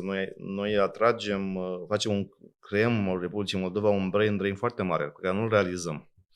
Adică atragem foarte mult din elita de acolo, ceea ce nu știu dacă e bine pentru Republica Moldova, știi? Pentru că la un dat am făcut această chestie, cred că prima oară când m-am încetat eu cu viitorii suveraniști, acum 15 ani, când am făcut o evaluare a sistemului de burse pe care îl ofeream studenților din Basarabia, știi? Și din evaluarea asta s-a reieșit că cea mai mare parte dintre ei nu se întorceau în Basarabia. Așa e, și am publicat această concluzie, știi? Mamă, ce tumult a fost, suntem antinaționali, Soros, nu știu ce, știi, pentru că nu aveai voie să vorbești despre chestia asta, deși este o problemă reală, știi. De altfel, cred că Chișinău este marele oraș românesc ignorat. Să seama că Chișinău este al doilea oraș nu al României, al românilor. Al românilor, da. Adică Chișinăul Republica Moldova are o problemă structurală, pentru că o treime din populație trăiește în capitală. Da. Și de urmare Chișinău este un oraș foarte mare și este o grămadă de români acolo, e mai mare decât Clujul, mult mai mare. Și nu prea apare în, nu știu, harta noastră cultural-mentală. Știi, trebuie să ne obișnuim cu ideea că sunt două țări, vor fi două țări, că nu cred că ne vom uni altfel decât de facto în cadrul Uniunii Europene la un moment dat, fără granițe, cu monedă comună, pe euro, o vorbesc progresivă mai lungă. Și trebuie să fie un continuum cultural. Cartea asta a apărut la Chișinău și multe alte cărți, că eu citesc urmă de cărți la cartier. Nu știu ce cu editura asta de scoate așa de multe cărți istorice bune. E un semn, dar e mai degrabă unilateral. Ei urmăresc foarte mult televiziunile din România. Din păcate. Adică să te uiți la România TV, la Chișinău, trebuie să fie horror. Știi? Cărți, reviste, spațiu. Noi nu știu, noi nu urmărim televiziuni din Republica Moldova. De exemplu, publicul pe care îl avem noi la podcast aici, îți garantez că este mai tânăr decât publicul pe care îl au televiziunile de știri. Eu am văzut studii. Publicul sub 45 de ani din România aproape că nu se mai uită deloc la televiziuni. Foarte bine. Bun, hai să-i dăm drumul mai departe. Am o treabă după aceea. Da, treaba fiind, te duci să negociezi bugetul. Mă duc, sunt parte din grupul tehnic care va discuta despre buget, da. Ok. Hai să prezentăm articolele. Vreau eu să prezint un prim articol scris de Andrei Colțea, antropologul pe care l-am avut și noi aici la emisiune. Urmăriți emisiunea, este foarte tare. Ambele emisiuni sunt foarte tari cu Andrei Colțea, o să aflați foarte multe lucruri interesante. Articolul pe care l-a scris se numește Motivele pentru care Simion ar pierde războiul civil pe care încearcă să-l provoace. De ce am ales acest articol? Pentru că și impresia mea este aceeași, că s-a încercat, după ce Partida Rusă a pierdut alegerile din România, s-a încercat să se meargă pe scenariul provocării maximului posibil de daune și României și scenariul maximal, dacă le-ar fi ieșit, ar fi fost să declare război, să provoace un război civil. De ce cred eu că n-a ieșit treaba asta? Eu cred că nu le-a ieșit pentru că a fost diferența prea mare de voturi. Ei contestă și acum și am văzut-o și pe Șoșoacă ieri sau alaltăieri când delira că au fost 26 de milioane de buletine de voturi falsificate și, mă rog, o nebunie. Dar totuși au fost 900.000 de voturi diferență și asta le-a tăiat un pic elanul, i-a cam desumflat, dar dacă ar fi fost o diferență mică de 50.000, 30.000, 20.000, cum a fost la Lasconi cu Ciolacu astă toamnă, că au fost 2.000 de voturi sau cât a fost, în mod sigur aveam parte de violență, erau pregătiți de chestia asta.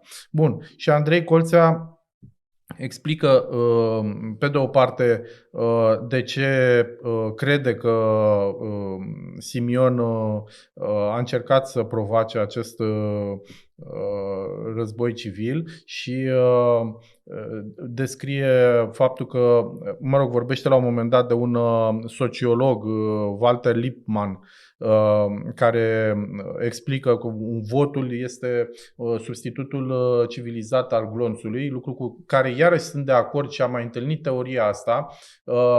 Alegerile de ce funcționează democrațiile mai bine decât dictaturile? Pentru că odată la 4 ani există această supapă care are loc, dă drumul se activează și presiunile care se strâng în societate ies pe acolo. Da, se tranșează totul la vot și ăia care sunt mai mulți câștigă și impun guvernul până peste 4 ani, când se repetă treaba asta și iar se eliberează energiile negative și așa mai departe. Pe când în dictatori nu există această supapă. Știți cum sunt alea de la oala minune, supapele alea, când se strânge prea mult presiune, începe să se învârtă și să iasă, să fluieră și iese pe aburul pe acolo. Exact așa funcționează și la democrație. Numai că în dictaturi oala minune n-are chestia aia pe unde se eliberează aburul în exces și se tot strânge presiunea până când la un moment dat se produce explozia și când se produce explozia se lasă cu daune majore, cu pierderi de vieți omenești. Și ne explică aici Andrei Colțea foarte bine în articol că Simion cu Georgescu și cu rușii exact asta încearcă să facă, să astupe această supapă. Adică în mod normal, societatea românească și-a eliminat aceste energii negative prin alegerile de la 18 mai, numai că Simion și propaganda rusească ce fac? Încearcă să astupe supapa aia, să spună, să conteste. Nu e adevărat, s-au falsificat alegerile, noi trebuia să câștigăm și astfel să-și încarce la loc susținătorii cu ură, cu energii negative și să-i împingă către niște acțiuni violente. Bun, asta este un articol, îl găsiți pe comunitatea liberală.ro, repet. Al doilea articol pe care îl recomand este scris de Andrei Ghițea, Mătușa ta politică. Este un articol foarte amuzant. Ne povestește cum funcționează propaganda asta la rudele noastre. La toți avem rude din acestea, o mătușă, o bunică, o rudă mai mult sau mai puțin apropiată care este foarte cum se cade, ne face prăjituri, ne așteaptă, ne întreabă, te-ai îmbrăcat bine, te-ai nu știu ce, are grijă de tine. În momentul în care se discută, se trece pe politică, se activează ca un buton din ăla ascuns și încep niște derapaje la care nu te-ai aștepta.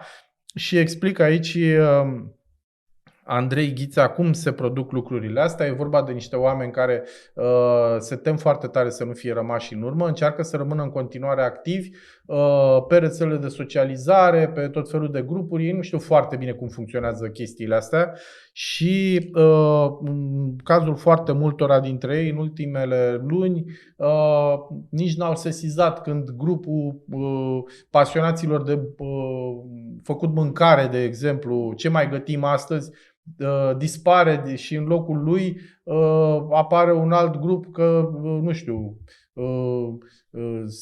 România Sfântă și conducătorul cutare. Probabil la Georgescu se referă autorul când scrie. Și în loc să apară rețete pentru gătit, apar tot felul de mesaje din astea cu patria, cu neamul, cu lupta, cu globaliștii. Și publicul ăsta care se teme din ce în ce mai mult că este lăsat în urmă de tehnologie, de civilizație, de modul rapid în care avansează umanitatea, începe să rezoneze la mesajele acelea. Începe să apară acolo în grupurile astea niște oameni care le promit că ei le vor readuce liniștea de dinainte. Mă rog, citiți mai departe articolul, e foarte interesant, nu vi-l povestesc pe tot acum, dar căutați Mătușa ta politică de Andrei Ghițea pe comunitatea liberală.ro. Da, eu o să fac ceva o nefăcută și o să recomand un articol al meu. Asta este ca la Băsescu, ce-mi plac glumele mele, nu? Da, am publicat un fragment din cartea asta, Cine a făcut România, care se numește Traiul bugetar de azi pe mâine. Pentru că e la zi. În primul rând că nu aș vrea să mă pronunț eu zilele astea pe fiscal, pentru că tot ce zic poate să ducă la reverberații, știi? Adică, bine, am și primit directive de la partid să nu mai ne certăm cu PSD-ul câteva zile. Directive e mult, știi cum este echipa de la comunicare e activă. A zis, fiți convinși, n-aveți voie să vă certați cu PSD-ul cât negociați. Și are dreptate. Sunt niște oameni care ne țin în frâu. Dar, nu știu, l-am ascultat pe Sorin Grindeanu ieri, care a spus, a folosit o propoziție fabuloasă. Societatea are o problemă fiscală. Bă, deci, neutru, așa. Da, s-a întâmplat societatea urticarie, știi? Ne-am umplut de urticarie. Fii atent, uite, ai promis, mă rog, ai primit o directivă, dar eu vreau să te întreb un singur lucru, că nu vreau să te bag în conflict cu conducerea partidului, exact. Am găsit două abordări. Una dintre ele spune că România este în dezastru economic. O altă versiune este că, dom'le, de fapt nu e dezastru, noi avem doar o problemă de ordin bugetar care poate fi rezolvată. Care e deosebirea între cele două? Păi, e un dezastru care poate fi rezolvat. Acum știi cum este. E o dilemă pe bună etică și chiar am discutat-o cu colegi de-ai mei, pentru că noi considerăm nu pe toți, pe unii dintre interlocutorii noștri de zilele astea irresponsabili. Știi? Faptul că noi am spus de acum 2-3 ani, băi, opriți chestia asta, am trimis scrisori la Comisia Europeană, vedeți că o ia razna în România deficitul. Și acum trebuie să stăm cu ei la masă să rezolvăm problema pe care ei au creat-o și tot ei fac fițe. Nu știu dacă vor să se bage, știi? Adică, ia porumbelul mort, descurcă-te cu el, știi? Situația este gravă și cred că toată lumea își dă seama de chestia asta. Și de fapt, ce scriu eu în acest articol, traiul bugetar de azi pe mine, atunci începea desfrâul și de fapt este o problemă structurală dincolo de Ciolacu, Boloș. Apropo, dintre marii vinovați ai modului în care am ajuns, Boloș este singurul care mai este în funcție. Ciolacu a plecat unde a fi plecat, Ciucă a plecat la pensia lui specială, ăla care le-a permis permanent să facă, i-a prostit efectiv, pentru că vezi, când ești politician este foarte mișto să dai bani. Adică cineva trebuie să te oprească, ăla trebuie să fie ministrul de finanțe. Domnul, șeful, stop, respirați, nu mă aruncați cu bani. Și Boloș, în loc să le zică, băi, respirați, le-a zis, șeful, gata, vrem să scoatem limita aia bugetară agregată cu FMI-ul acum 12 ani? Se poate, șeful. Că un fel de chelner, iar mă fac să atac partenerii de discuție. Știi? Da, și este o dilemă etică, știi, pentru că e bine pentru sănătatea noastră pe termen lung să conștientizăm problema și să avem un moment al adevărului.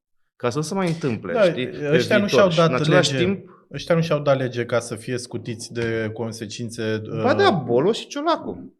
Au zis că nici măcar nu mai trebuie să semneze. Da. Deci fie că trebuie să semneze. Eu declar că aceste cifre sunt reale. Au scos chestia asta, adică și-au dat până UG dreptul de a nu mai semna pe situația bugetară. Știi? Și cu oamenii ăștia trebuie să discutăm. E o dilemă etică, nu știu cum o să o rezolvăm. Nici nu vreau să intru pe detalii de ce urmează să discutăm la Cotroceni. Sunt diverse scenarii pe masă, dar va fi foarte unfair dacă oamenii ăștia nu au niciun fel de răspundere politică și peste 6 luni ne vor da și lecții de cum au guvernat ei bine, știi? Asta așa, ca o paranteză. Vreau însă să nu trec foarte ușor peste o chestie foarte importantă. Ieri au fost, noi filmăm joi, dăm vineri, joi urmează să fie grupul de lucru tehnic pe buget, miercuri, adică ieri când filmăm, au fost runda de consultări maraton organizată de președintele Nicu Șordan. În această, toată lumea și cei din USR cu care am vorbit și cei din alte partide care au făcut declarații publice, am mai vorbit și eu cu celelalte partide, este pe bune că s-a discutat despre buget și nu despre funcții. Știi? Și aduți aminte în decembrie, când m-am dus cu Năsui și cu Elena Lasconi și cu Moștănă și cu Dominic de Mână la întâlnirile, am negociat vreo 4 zile intrarea USR-ului la guvernare și am spus permanent, dați-ne bugetul. Hai să vorbim pe buget. Pentru că era complet absurd. Eu eram coordonatorul din partea USR împreună cu 2 colegi și aveam un grup de coordonare și la grupurile sectoriale se vedeau colegi cu alții, apropo de chestia asta cu grupuri de lucru sectoriale, tot noi am adus-o, acum toată lumea se obișnuiește în politică, înainte de USR, nici măcar nu s-a discutat de programul de guvernare pe bună, nu exista program de guvernare decât ficțiune în care nu se uita nimeni, știi? Și colegii de la grupurile de lucru aveau diverse idei, știi, că reveneau la noi. Gata, PSD-ul a propus program de susținere a metalurgiei, 3 miliarde de euro de la buget. PNL a susținut program de industria cimentului. Veneau la noi, știi, aveam așa un fel de notă de plată. Dar cum susțineau ei? Adică, dar e și programul PSD-ului de guvernare. 3 miliarde de euro băgăm la metalurgie, nu știi chestia asta? E programul de guvernare al PSD-ului. Cum faci chestia asta? Dai bani să facă metalurgie, ca Ceaușescu, ce nu ți-e clar. Și primeam aceste liste, știi, de opinii. Eu știam că am promis la Comisia Europeană 7% deficit și că e bullshit. Și că Comisia Europeană le-a spus că e bullshit, știi? Și tot primeam aceste cereri și hai să discutăm despre buget. Discutăm despre cum ar fi să avem resurse infinite când noi intrăm pe invers. Nu mai avem resursele pe care le-ați avut până acum, pe care le-ați făcut, știi? Nu s-a putut vorbi cu ei și Ciolacu, într-o de-asta de nervi, așa cum făcea, că era așa calm și la un dat să-i enerva, știi? Nu, gata, nu, intrăm la să-i facem guvernul și după aia discutăm despre buget și despre TVA și despre taxe, știi? Și am ieșit de acolo cu năsui și am zis, este inacceptabil, întrerupem aici pentru că nu ni se pun la dispoziție nici măcar execuția bugetară. Deci nu că să discutăm, nu să discutăm despre ce facem cu bugetul pe anul ăsta, pe 2025, da? Versiunea lor e alta. Și nici măcar nu se punea la dispoziție execuția bugetară curentă, care oricum ar trebui să fie publică. Versiunea lor este că timp de 4 zile ați pus la punct detaliile programului de guvernare, după care USR-ul a refuzat să intre Nu, este bullshit, n-am pus la punct nimic.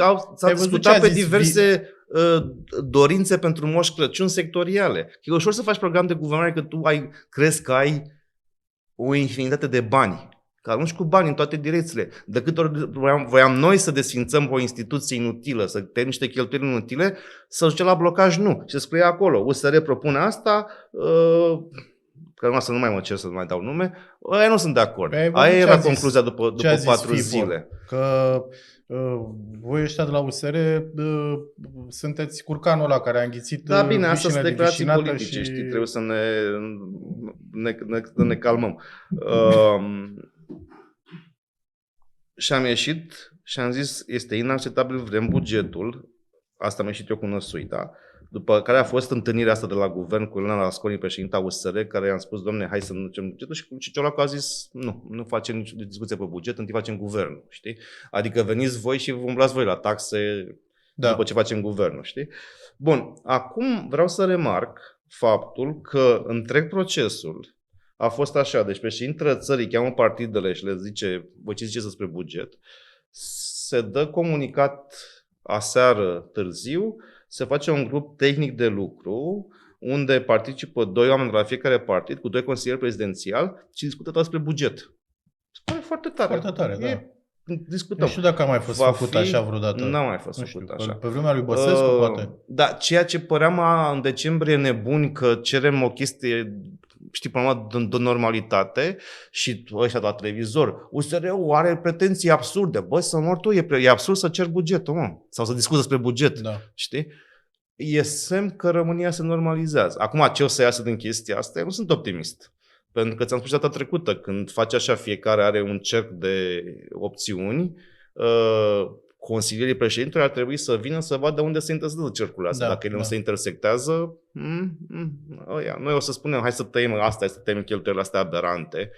Și ai o listă lungă, dar pe foarte multe dintre ele nu le știm, pentru că fără a avea cifre de execuție bugetară, nu știi care va fi impactul, cât s-a cheltuit, să cheltuiască. Și mai este ceva. Trebuie să impunem un moratoriu pe decizii care se iau zilele astea. Deci, efectiv, când bugetul este franjul, președintele stă cu pixul și cu Excel-ul acolo să vadă situații, ăștia continuă. Să numesc la aeroportul Otopeni să face concurs să betoneze conducerea astăzi. Când vorbim, da? Se reorganizează ministere ca să-și betoneze ăia. Adică oamenii ăștia n-au învățat nimic. Eu să zic, folosesc un cuvânt dur pe care din nou știi cum este. Când ești politician și podcaster, ai niște limite. Știi? Când o să fii doar podcaster, l-am întrebat pe Teodor Baconski, am făcut interviu cu el ieri l-am publicat pe news.ro și chiar ieri, adică miercuri. Și chiar exact asta a fost una din întrebări.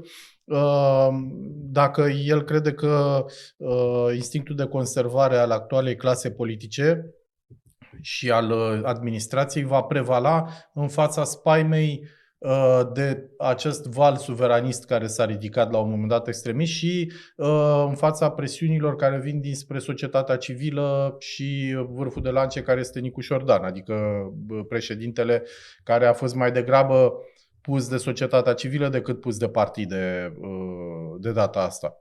Și, mă rog, răspunsul îl citiți în interviu.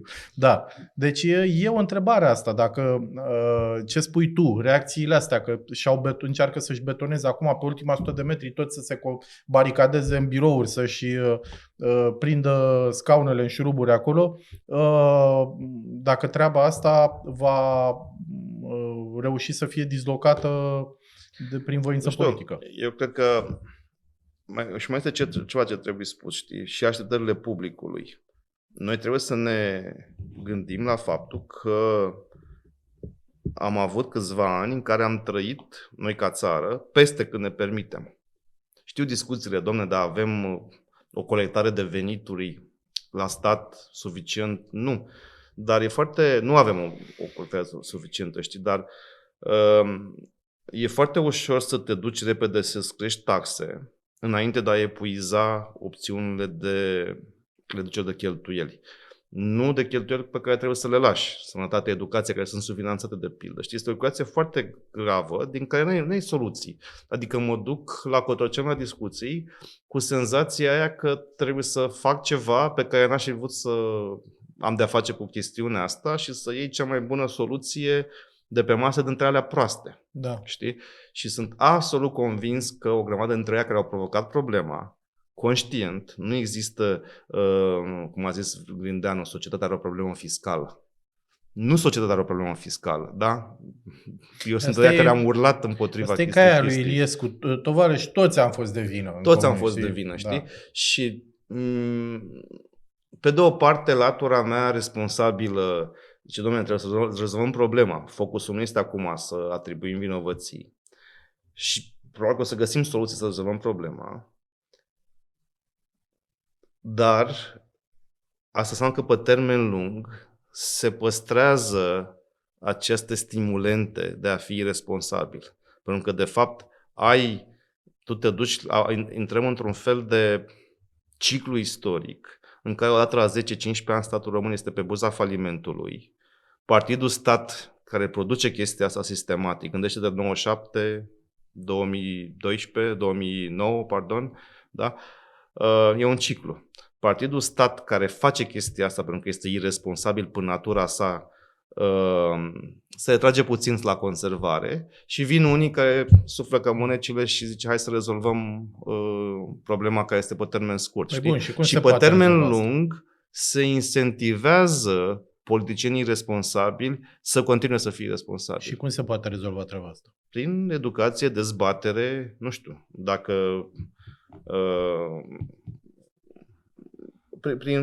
și asta scriu în carte, că de fapt să creează și așteptări în societate să se comporte așa. Discut în carte problema alocației copiilor, care s-a ajuns o sarabandă, o politică care are zero efecte sociale, pentru că toți copiii nu are efect pe abandon școlar, pe nutriție, da? Din moment ce și copiii celor cu bani și copiii care trăiesc doar din alocație, sunt familii care trăiesc doar din alocația copiilor în România asta, știi? Așa este, da. Și tot ăia din opoziție o cresc, că ăia la putere zic hai să nu și tot așa.